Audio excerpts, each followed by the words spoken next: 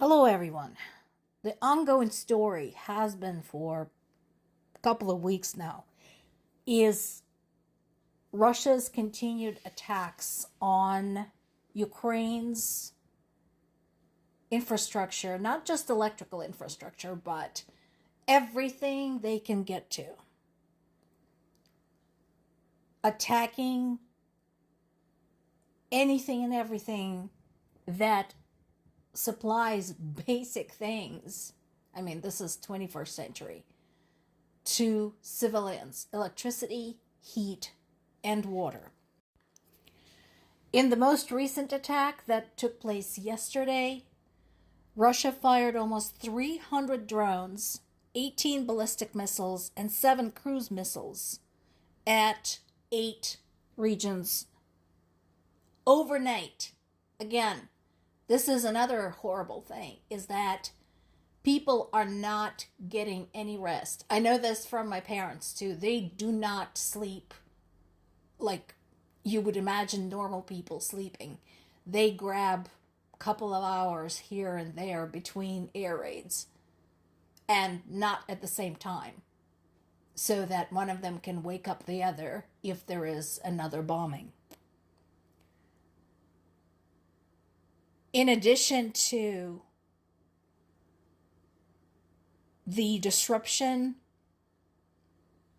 of electricity, heat, and water, there was a strike in the northeastern Kharkiv region that killed 4 people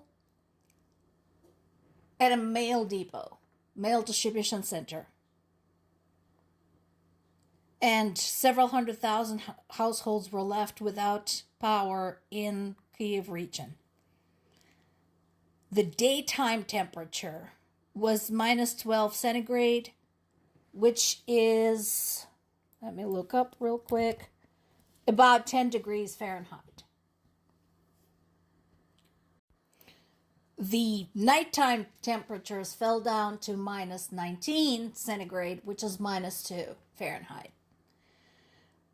This particular article on the BBC website talks about the so-called invincibility train, which is another measure that has been taken to help people get warm and get food and get at least some comfort for at least a brief period of time. The train doesn't move. It doesn't go anywhere. But it is a place for people to go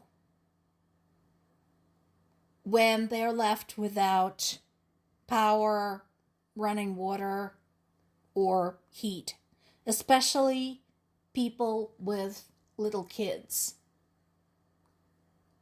This is one of the things that has been started, has been created to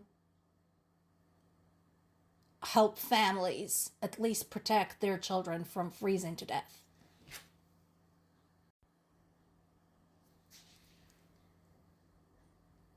And I'm sure the families that are mentioned in this article are not the only ones.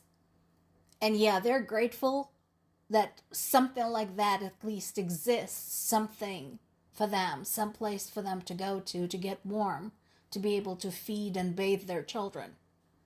But the fact that it is necessary is unconscionable.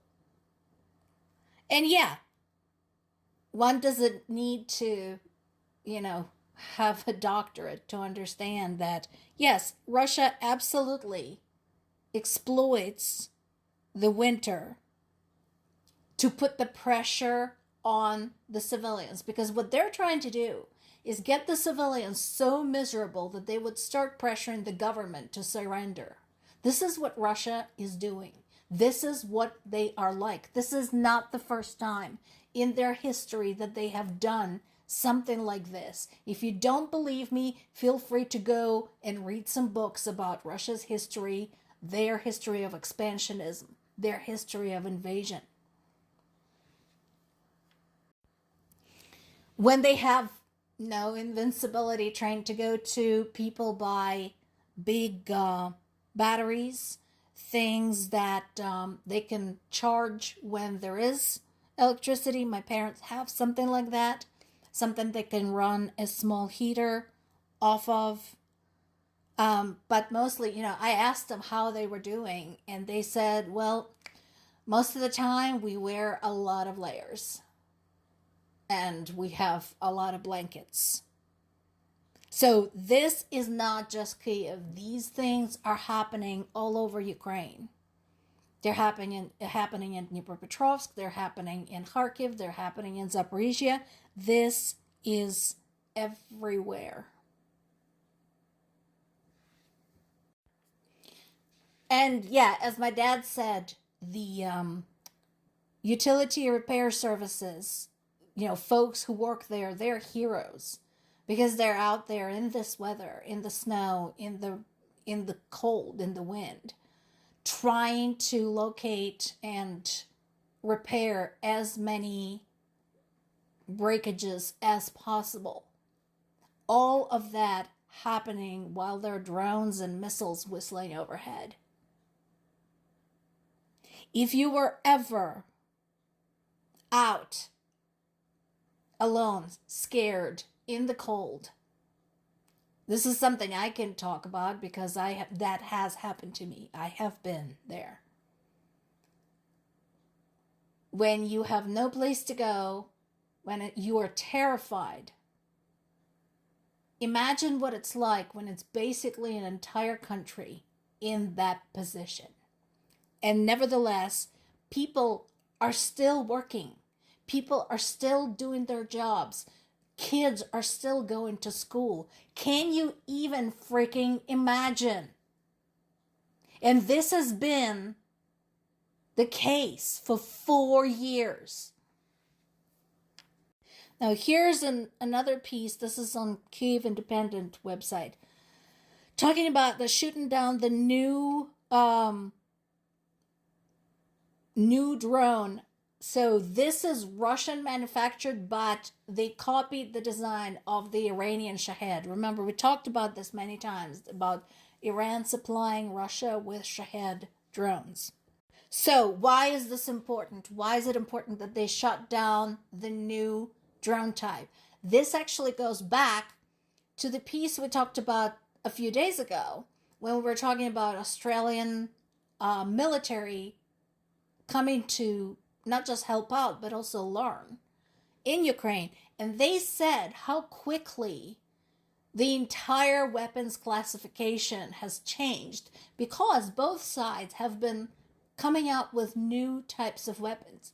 So this is important because what Ukraine is doing is not just shooting stuff down really well, but also learning to recognize and disable latest weapons types faster. And that is incredibly important. Not to mention the fact that if they can get a few of them down, they can collect the pieces, look inside, find out what's going on, get ideas, and potentially get some intelligence information.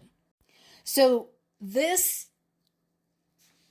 article talks about kind of the progression in Russia's drone use and what Ukraine has been doing to combat that.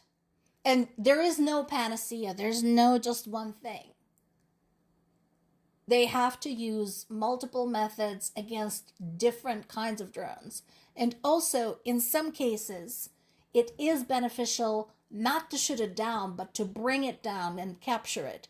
Once again, such as intelligence drones that carry video equipment. And so, again, if you're particularly interested in military technology, I strongly recommend this article. It's really interesting. And also, again, shows how Ukrainians are doing more with less. More to come.